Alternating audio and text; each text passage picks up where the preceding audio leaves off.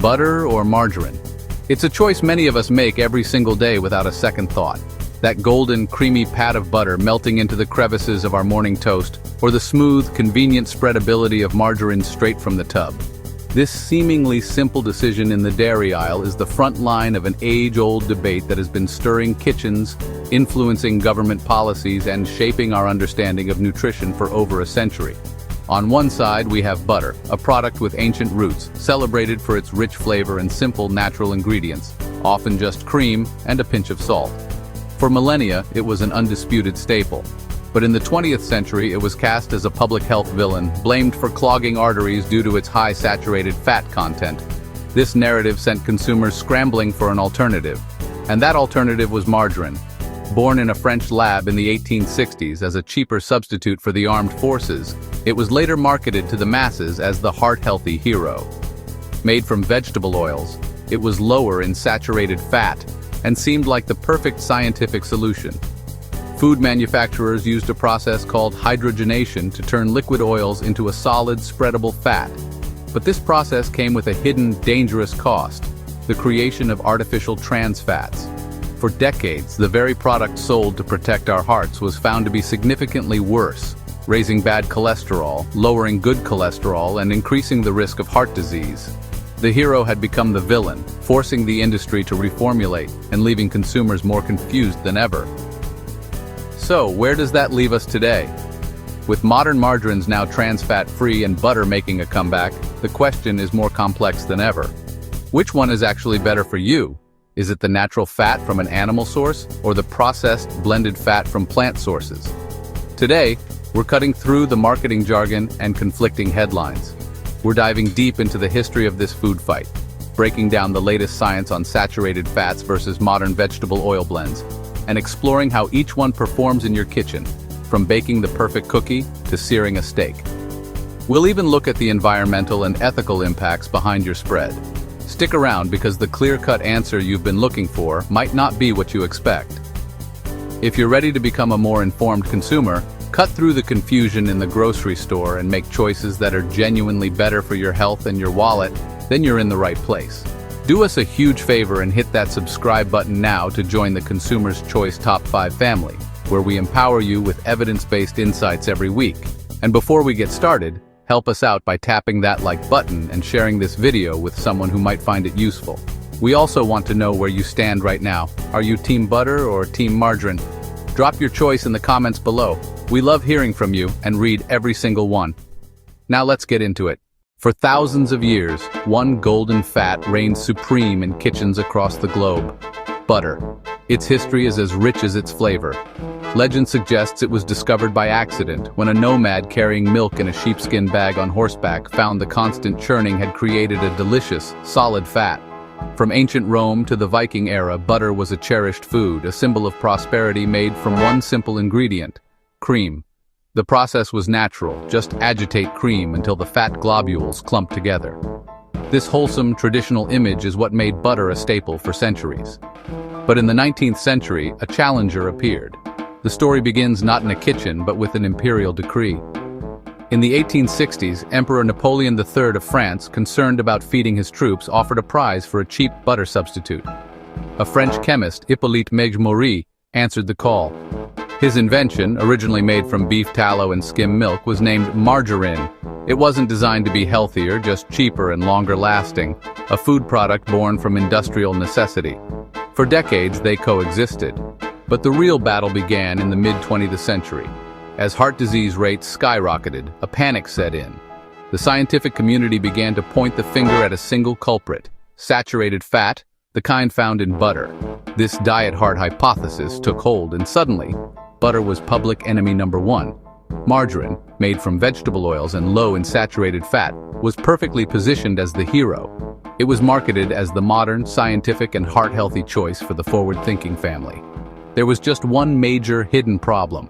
To make liquid vegetable oil solid and spreadable, manufacturers used a process called hydrogenation.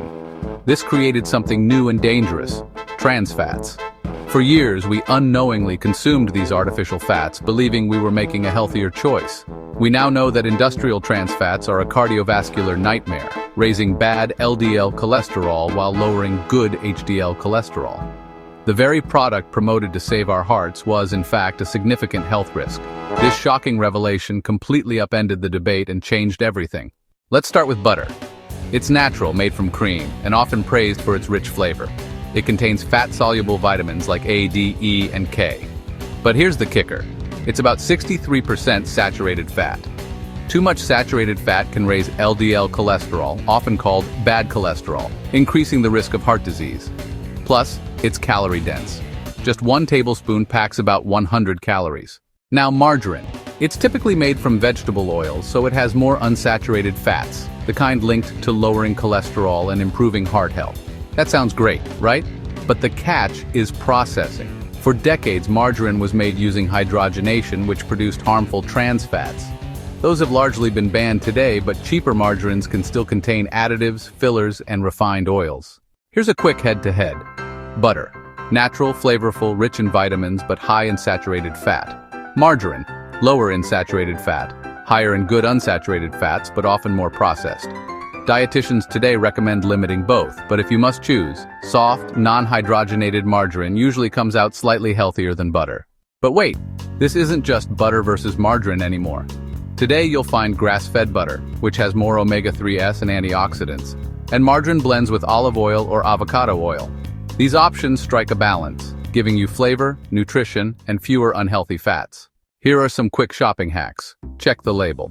Avoid anything with partially hydrogenated oils. Go soft tub margarine usually has fewer unhealthy fats than stick margarine. Moderation matters. Whether butter or margarine, small amounts are fine. Try alternatives. Olive oil, avocado oil, or nut butters can be healthier spreads. So after our deep dive into the history, science, and marketing of these two kitchen staples, we land back at the big question. Which one is really healthier? The answer isn't as simple as picking a winner.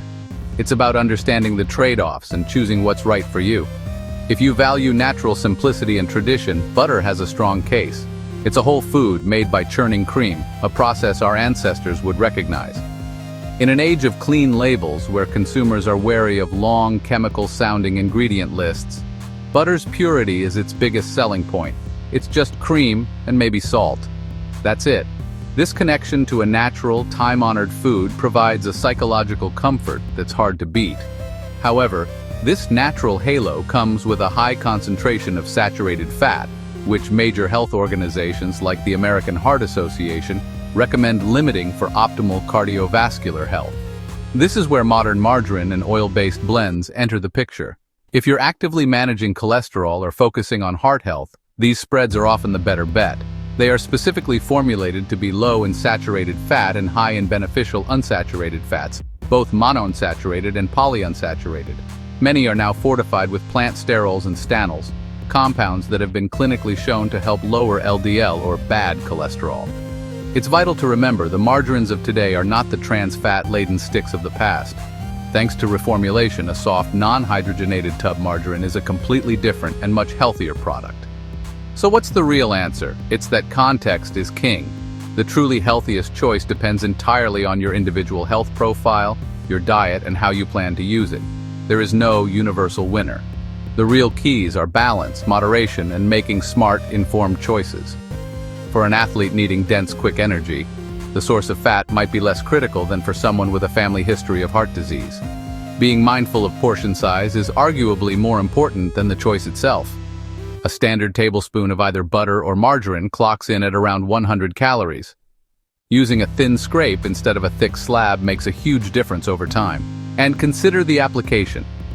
For baking flaky croissants or making a classic beurre blanc sauce, the unique properties of butterfat are irreplaceable. But for everyday toast, sautéing vegetables, or baking a cake where the fat is just for moisture, a heart-healthy oil blend can be a fantastic and seamless substitute. And don't forget to think outside the tub. Spreads like avocado provide healthy fats plus fiber, while nut butters add protein and a host of micronutrients. The goal isn't to find one perfect fat and use it for everything, but to build a diverse, resilient, and enjoyable diet.